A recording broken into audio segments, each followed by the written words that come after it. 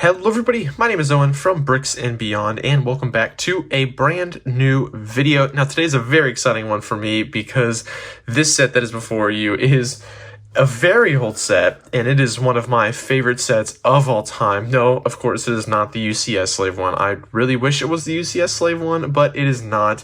This is actually set number 8097. This is the Slave 1 from 2010. You can see up here it does have Captain Rex up here, signifying this is the 2010 line of Lego Star Wars. This has 569 pieces, and it is aged for 9 through 14. It does come with 4 minifigures down here, well 3, and then I guess you can count the Han Solo and Carbonite as a 4th minifigure, but 2 of these, the Boba Fett and the Han Solo, are actually exclusive to this set. They were unique to this set, and this Boba Fett minifigure is one of my favorites.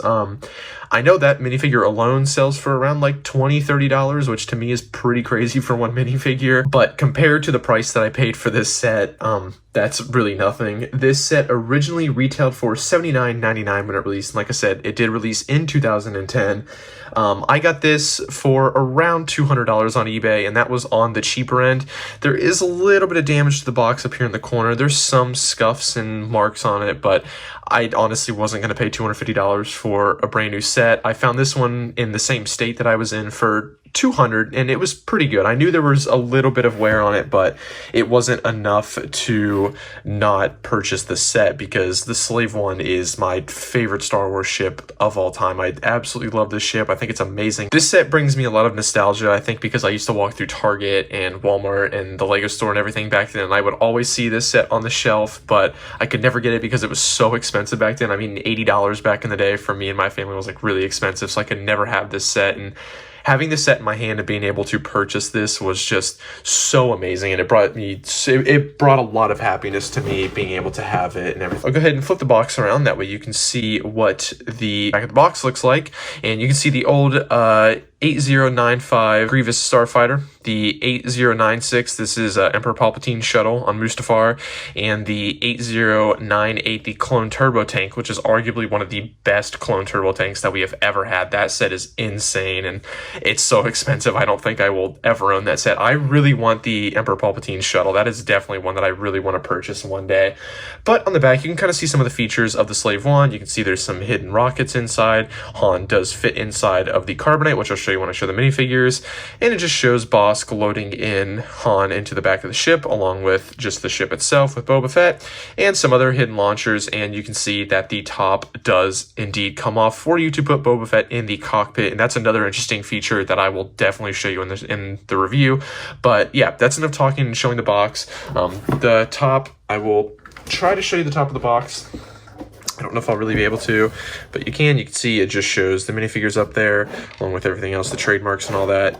And yeah, the bottom is the exact same thing. We do get a small shot of the set, along with the other trademarks you can see down there. It does say 2011, which means that this is a 2010 set, so I am very excited to get into this review. I will start off with showing you guys the minifigures. So these are the 4 minifigures that you get, including the Han and Carbonite. Now you do get Boba Fett, you get Bosk, Han, and of course the Han and Carbonite. The Boba Fett and the Han, like I said, are exclusive to the set for a few reasons, so I'll just go ahead and get into showing you them one by one. Alright, so here is the Boba Fett minifigure. Now this is Boba Fett with his helmet, pauldron, and jetpack, and this is honestly one of my favorite minifigures of all time. Definitely one of my favorite Boba Fett's of all time. The blaster rifle has the little gray kind of half stud placed in front of it. Kind of gives him a unique looking blaster. He also has a little visor that is able to go up and down in front of his helmet. And yeah, like I said, he has kind of the sand bluish, kind of lighter sand blue legs. They do not have any printing. You can see the printing on the torso there. Looks very great. The Wookiee hair kind of hanging over, along with the thermal detonator there on the front, look great. And as we turn around, there is no side printing, but on this side, you do have his pauldron, which I think looks great. You can see it's not like a flat kind of pauldron. It actually has some kind of ripped detail and some other details to it, which are really nice. And the jetpack is another great addition to this figure. I just think it looks absolutely amazing. And let me try to focus in a little bit more. There you go. That way you can just see really that jetpack in all the detail. It's got the markings on the helmet, some wear and tear on the helmet up there as well. And then if we take the helmet off, he does have a more unique face, you can see, but that is his head, and his head looks really fantastic. I really enjoy the way that his head was printed, the stubble of the beard and the scarring and everything. It just looks absolutely fantastic, and I'll show you again what the helmet looks like on its own a little bit closer up. It really just does look fantastic. I think this minifigure is just absolutely beautiful. It is a great looking figure, definitely one that I'm very happy to have added to my collection. And yeah, it looks great with this set. He looks great flying and in the cockpit and everything. It just looks absolutely amazing. Okay, next up we are going to talk about Bosk. This is a very interesting Bosk. I really enjoy this. He is not unique to this set. I believe he was in 2 or 3 sets in total for this year. I don't know if it was this year only or if just of all time. I'm not 100% sure on that, but he does have his sand green head, and this is not a rubber head like some of the Yoda figures are and everything like that. This is a hard plastic head printed in sand green. You can see his teeth do have some coloration to them along with his eyes. Let me get that focused again. Sorry guys, I'm having trouble focusing today, but there we go. He does have the regular kind of long rifle blaster and some printing on his torso right there. There's not too much printing going on with Bosk. There's none on his legs, and there's some back torso printing on him. I really like this yellow color. This is definitely something that we don't see too often with Lego minifigures. They tend to just stay away from, I feel like, unique colors like this, and so it's definitely cool and unique when we do get something along this line. I think it's definitely well appreciated, and I would love to see another Bosk minifigure. Okay, now moving on to our final-ish minifigure, we do have Han Solo. And this is back when he had the smooth, basic brown hair, the simple face. I believe he does only have one face. Yes, he does not have a double-sided printed head. There's only the one face. The t-shirt that is kind of ripped open at the top. And he does have no back printing, no arm printing. And I believe the thing that makes this character, especially this minifigure exclusive to the set, is because the brown pants do not have any holster printing on them. They're just simple brown pants. And I think it makes this minifigure very basic, but it's also a very cool touch to just know that it makes it that little much more unique to this set alone. And I will go ahead and take him off the stand because I will also talk about the Han and Carbonite at the same time.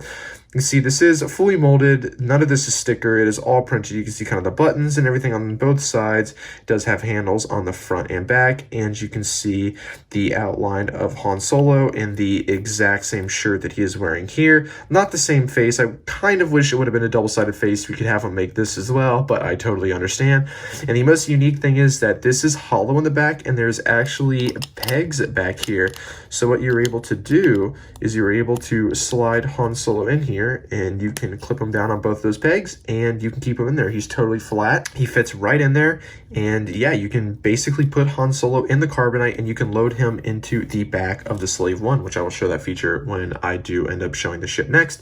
But this is a very cool feature. I love having Han in Carbonite. This is another one of those things when I was a kid, I never thought I would have this, but it was always something that I wanted, and so it is definitely really cool to have it now. And I like the feature where you are able to put him in the back here. I think that is very cool. That way it's not like, oh, Han's still over here, but he's in Carbonite. Like, it requires a lot less imagination, which I think is good in some ways, bad in others, but I think it is really good that you're able to actually put him in the back, because it's like, hey, you're actually putting him in the Carbonite, especially when a kid's playing with him.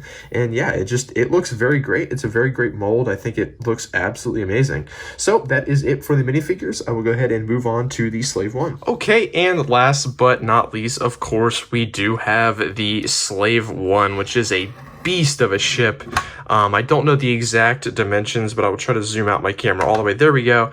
You can really tell, I mean, just how massive this ship is. I mean, again, I don't know if you've seen any of my other videos, but I am 6'2", and I have pretty decent sized hands, and you can see just how big this set is compared. It is easily over a foot long, and it is a very solid and nice build. You can kind of see one feature there whenever you tilt it up and down. In the landing position, the wings are down, but when you lift up, you can see them like that. But I will show the other features before then. Yes, I love the orange plating down here, that look, the coloration. This dark green looks great, the light gray, the dark gray, it all just works so well together. And I will basically just start here and I will work my way around. Down here, you do have a little container that you can put maybe an extra blaster, maybe some extra missiles or whatever in there. I know you can't really fit too much in there, but it is something that's good. Over here, this side does pull down, and inside here, you do have some flick fire missiles that are hidden away. And I think that is very cool because we don't really get flick fire missiles too often anymore in sets. We either get the stud shooters or the kind of push down to launch, and you do get two of these, one on each side, and you can just pull those out and they can launch just like this. You can just flick them out like you would any other flick fire missile. Shoots out. That's what they look like. Pretty sure that you have seen a flick fire missile before. And those just go right back in. You can close them up and shut them back in the compartment where they belong. Simple as that. And moving down a little bit more, you do have another kind of storage area, if I can even get it open. There we go. Kind of a tight fit just because it is such an old set. Some of these pieces and everything don't exactly work as well as they should because it is so old. But inside of here, you do have a little container. It doesn't have anything in it, but again, you can kind of put whatever you want in it. And that just slides right into this compartment right here, and you can shut the door and it can be a little hidden compartment. And then as well, well, there goes the cockpit on the set. But if you look down here, you do have a few blasters that are down here. These do not shoot anything. They are for looks and imagination.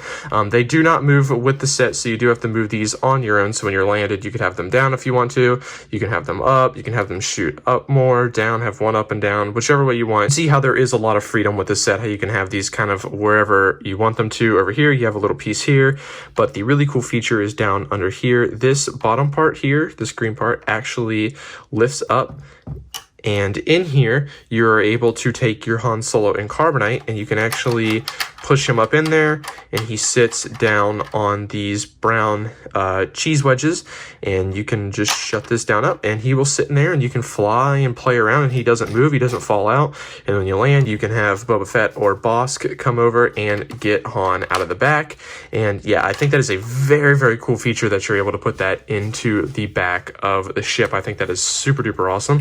On this other side, you can see we have another entrance to that same compartment that was on the other side with that container. In here is the other flick fire missile, and then down here is another storage compartment just like the other side. You have a few stickers on the bottom here, same thing on the other side, and this is one of my favorite stickers, is the Mandalorian kind of sigil right there. I think that looks very, very nice. And if we look at the front of the ship, we have a few more stickers down here. You have the cockpit piece here, which is a clear piece with 3 stickers on each side. Well, it's 3 stickers in total, 1 sticker on each side. And the one problem that I have been having is it's definitely because this is an older set. So if you do want to buy this set and you do end up buying it, definitely watch out because these stickers do kind of peel up. I'll find myself kind of running my fingers over them sometimes just to get them to re-stick down because they do want to come up just because the adhesive is not as good as what it used to be when they were brand new. But that is totally, I fully understand that and I get that. Now moving to the back of the ship here, you can see it does have the 1 line of thrusters and the 2 separate ones along with this, but this one is actually part of a play feature, which I will show. But you can see just how solid of a build this is. You kind of have the radar dish kind of above, which I kind of see as like the sonic cannon, which they don't include anything like that, which is okay. I mean, I totally get it, but after seeing it in Mandalorian, and especially in episode 2 with the Slave One in that movie, I definitely wish they would have had the sonic charge, sonic cannon in here. But like I said, that middle one does use and run a play feature. If you open up these two doors, these ones do not open, but if you open up these two here, you can see there is a row of flick fire missiles. And if you push the back button here, I will kind of do it out of the way. You can see if you push it, the missile does come out, and then it will slowly just go down, and you can fire basically like a machine gun kind of rate, and then you can just close that up and you continue to play. And the way that you load those is you just set it down. You can just open those doors and you can kind of just push the piece up into here and put your flick fire missiles back down where they belong. And then there you go, you're reloaded. You can close the doors and you can go back to flying around and playing and shooting down ship. Now the final part of this ship is of course the cockpit. This lifts off. Like I said, this is just a clear piece with a few stickers on it. And if you look inside, there isn't much detail on the inside of the cockpit. You can just see a small little control panel for Boba to use, but there's no really super detailed interior. You can kind of see how that moves up and down, and I will show you what that actually does, is because you can take your Boba Fett minifigure, you can leave the blaster on him, which is cool. I do find that you have to put the visor down on him, which is okay. And you basically just set him inside of there. Like I showed, there's a small place for him to sit, and you can just keep him there, and you can put the cockpit canopy back on. And if you look, when you tilt it and it is in flight mode, you can kind of see that he turns with the ship.